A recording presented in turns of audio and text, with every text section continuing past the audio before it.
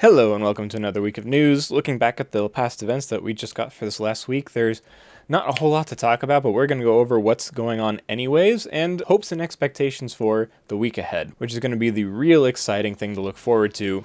So let's get into it. Starting out first, we have a Carry Me If You Can event. This promises gold to a bunch of the players who are participating. To participate, you are either a player who has never run one of the dungeons before and you are carried through that dungeon, or you're a player who carries a new player through any one of these dungeons.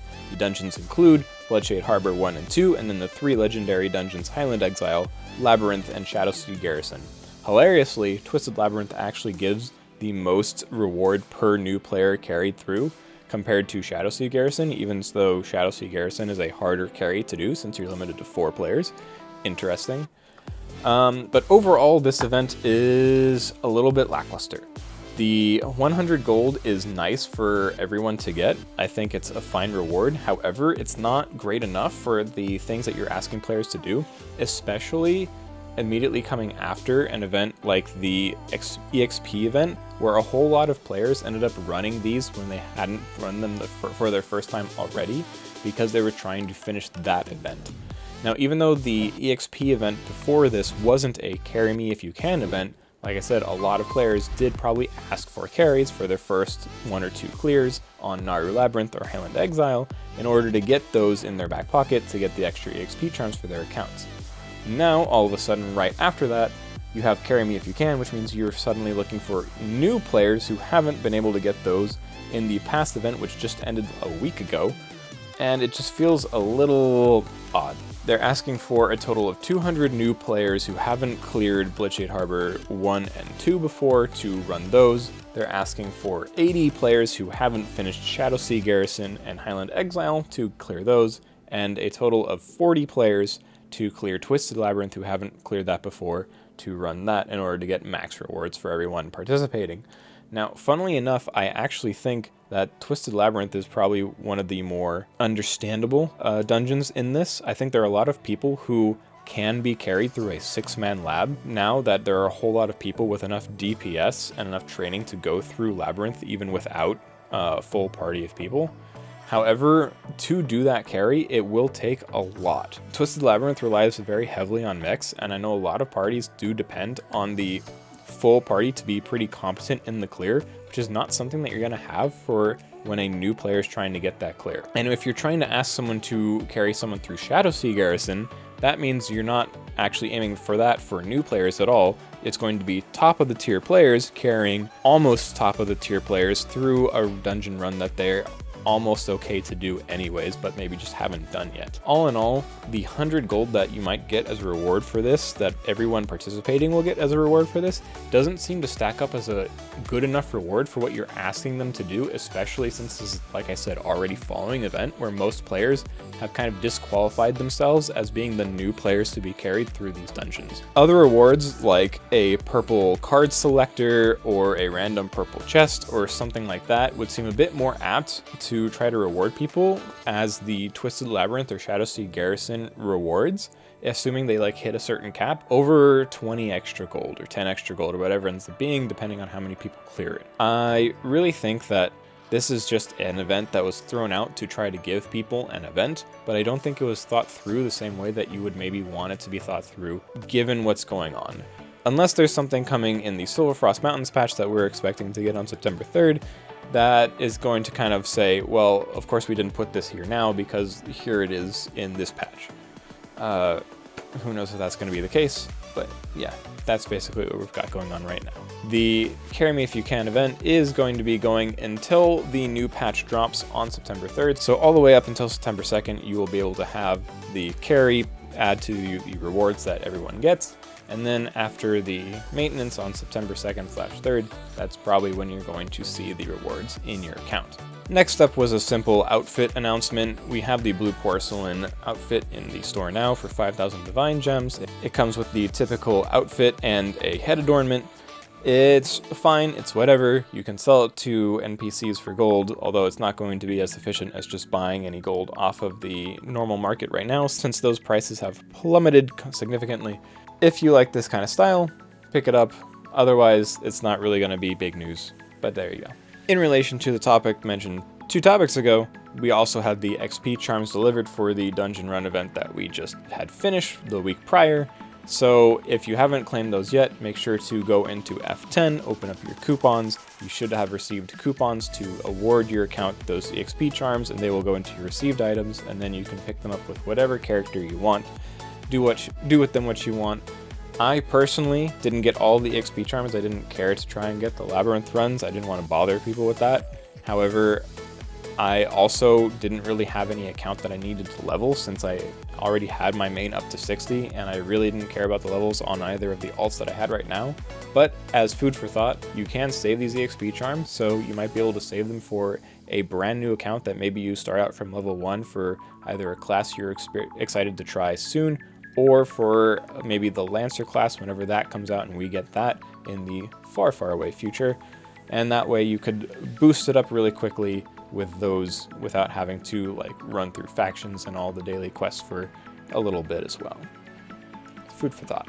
And last but not least, we have the Hogshed Hamlet and Fishbelly Pub coupons delivered. This is going to be coupons that they are trying to give to players who are on the New Start servers from their Steam release in order to try and help them catch up to players in the current game. Now, there was an issue with these coupons where they weren't actually getting released to players for a little while. I know several people were very frustrated with that because they were promised to be doled out during the weekends on the days that's specified in a specific chart, and they weren't doing that. They finally did end up doling them out on 8/22. I personally never had a character on any of those servers, so I don't know if they've continued to roll them out as promised or if there's still issues with that. However, that is something currently going on, and it seems like there's a bit going on behind the scenes at NCSoft that's just leading them to not dole out a whole lot of rewards and things that have been promised to players. Not something you want to see, of course. And finally, for some closing thoughts, there is going to be a major patch,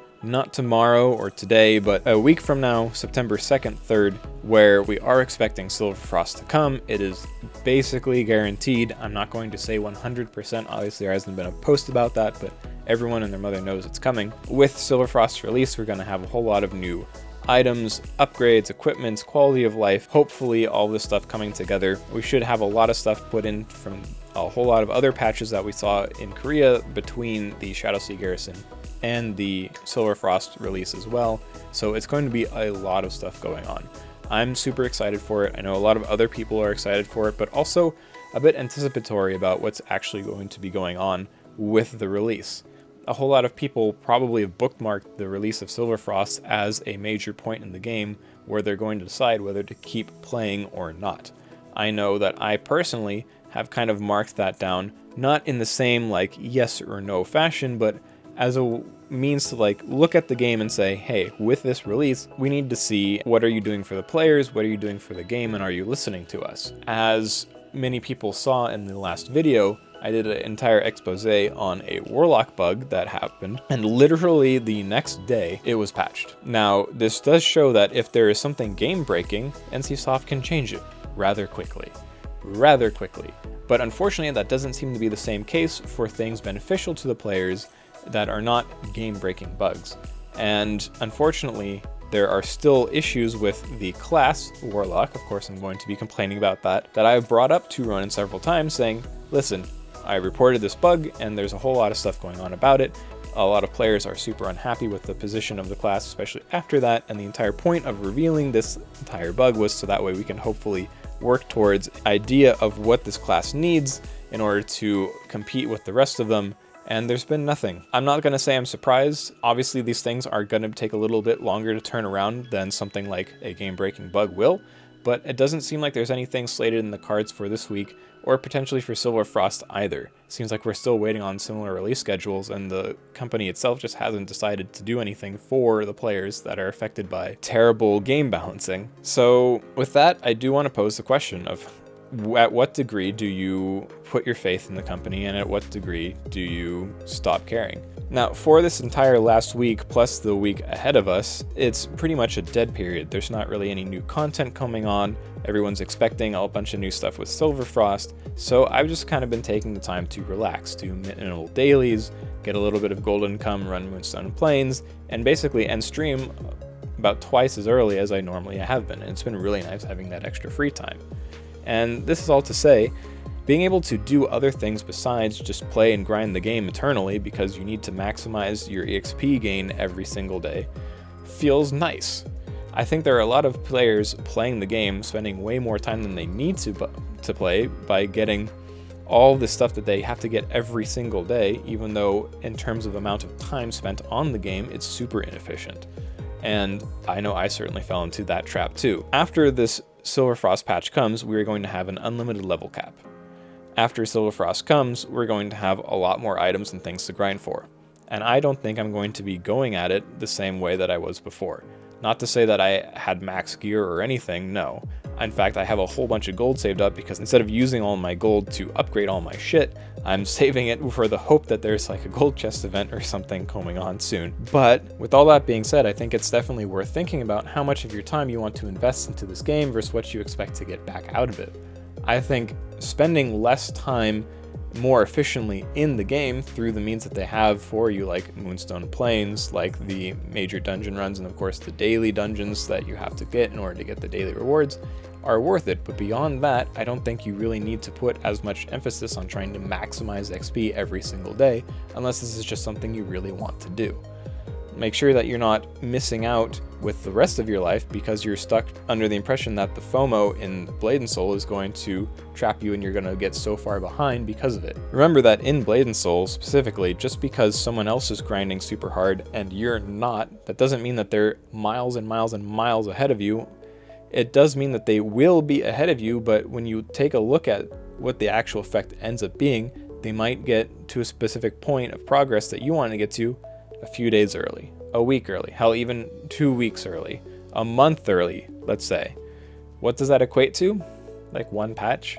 Like, okay, even the people who are super far ahead at the turn of the patch sometimes end up behind anyways, because NCSoft's gaming philosophy seems to be to release content that players can't currently do and have to strive towards. So at the end of the day, just enjoy the game for what it is and don't get caught up with a whole lot of stuff grinding you down, especially as more and more content comes out, because that's what is going to lead to burnout. And if you do burn out, then that's what it is. I'm going to be playing Blade and Soul for a bit longer. I'm definitely going to try to see if I can take advantage of any changes they do to the Warlock class, especially with legendary books and things. If I can get lucky, we'll see. But beyond that, maybe it might be time to take a little step back and not grind the game for 8 to 10 hours a day when I have the time to do so, because there are other things to do in life. So anyway, with all that being said, I appreciate all of y'all who are here. I appreciate all of y'all who run the dungeons with me daily, and everyone that I get to see routinely and talk to. It's always a great time, and I will catch y'all next time. Peace.